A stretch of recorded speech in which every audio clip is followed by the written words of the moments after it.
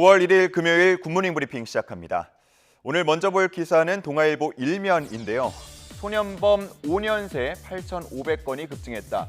방치할 때는 성인 흉악범으로 늘 우려가 있다라는 제목입니다. 작년 한 해 동안 소년범 범죄는 4만 2천여 건으로 접수가 됐습니다. 5년 전인 2017년에 비해서 약 25% 증가한 수치인데요.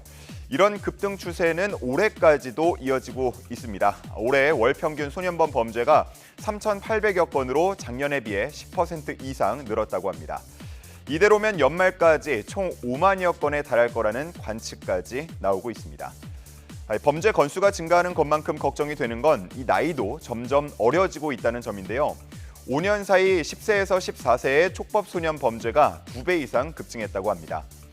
문제는 소년범에 대한 적절한 교화가 이루어지지 않아서 성인 흉악범으로 되는 경우가 많다는 점인데요. 소년원이나 소년교도소에서 또래 소년범들과 어울리면서 네트워크를 형성하고 범죄를 서로 학습하는 것이 그 이유로 지목되고 있습니다. 전문가들은 교정 시스템을 정비하고 인프라를 확충해서 소년 범죄가 흉악 범죄로 이어지는 고리를 차단해야 한다고 지적하고 있습니다. 자, 다음은 한국일보 기사입니다. 노란버스 지침에 체험학습 업체들이 곡소리를 내고 있다. 다가올 체험학습 시즌에 맞춰서 사람을 고용하고 재료를 준비하고 프로그램을 짜던 업체들은 최근에 죽을 맛이라고 호소하고 있습니다. 각 학교들에서 체험학습을 취소 또는 보류하겠다고 알려오고 있기 때문인데요. 발단은 지난 7월 교육부가 각 학교로 보낸 공문 한 장에서 시작됩니다. 13세 미만 어린이가 현장 체험학습을 위해서 이동할 때에는 반드시 어린이 통학버스로 신고된 차량만 이용하라 라는 내용을 담은 공문이었는데 앞서 법제처에서 체험학습을 위한 이동도 통학에 해당한다라는 유권 해석을 내놨고 이에 대해서 경찰청도 준수 여부를 단속하겠다고 밝히면서 교육부가 내린 결정이었습니다. 하지만 문제는 어린이 통학버스가 충분하지 않다는 점이었는데요. 주로 노란색으로 정해진 도색을 해야 하고 어린이나 영유아 신체 구조에 맞는 안전띠를 갖춰야 하는 어린이 통학버스는 전국에 7,000대가량 등록돼 있었습니다.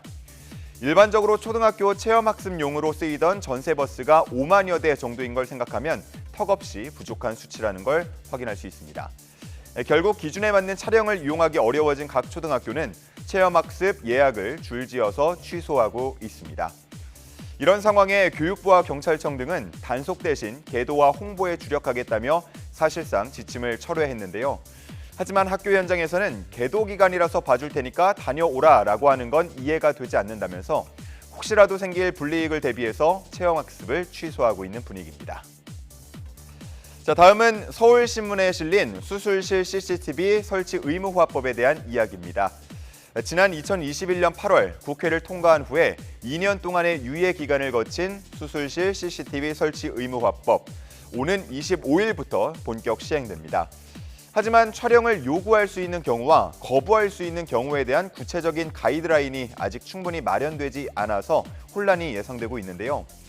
복지부는 앞서서 CCTV 촬영을 거부할 수 있는 6가지 기준을 공개한 바 있는데 지금 화면에 나오고 있는 내용입니다. 자, 그중에 보면은 전공의 수련을 현저히 저해할 우려가 있다고 판단하는 경우, 또 수술 직전 촬영이 기술적으로 어려워진 경우, 이런 것들이 포함되어 있습니다. 환자들 사이에서는 이런 모호한 기준은 결국 의료기관이 자의적인 해석으로 촬영을 거부할 수 있는 명분을 준다며 우려하는 목소리를 내고 있습니다. 또 촬영을 일방적으로 거부하더라도 벌금이 단 500만 원에 그친다는 점도 문제로 지적합니다. 한편 구체적인 가이드라인만큼이나 준비가 미비한 게 바로 CCTV 설치 현황 조사인데요. 당장 이번 달에 시행이 되는데 아직 얼마나 설치돼 있는지 파악조차 하지 못하고 있는 겁니다. 상황이 이렇다 보니까 법 시행 전에 혼란을 최소화하면서 법의 취지를 잘 살릴 수 있도록 보완을 해야 한다는 목소리가 높아지고 있습니다. 자, 오늘 마지막으로 볼 기사는 중앙일보입니다. 오늘부터 대학들은 2학기 개강을 시작하죠. 그런데 일부 학교들에서는 담당 교수 미배정을 이유로 폐강을 통보하는 경우가 있다고 합니다. 지방대에서 시작된 교수 구인난이 수도권 대학까지 확산하고 있는 분위기인데요. 특히나 IT 분야 구인난이 심각하다고 합니다. 교수의 수도 문제이지만 질적인 측면에서도 우려가 크다고 하는데요. 경쟁력 있는 후보의 지원이 크게 줄고 있다고 합니다. 교수의 구인난의 원인이라고 하면 여러 가지가 지목되고 있는데 먼저 장기간 등록금을 동결해서 교수 처우를 개선하지 못한 점이 꼽힙니다.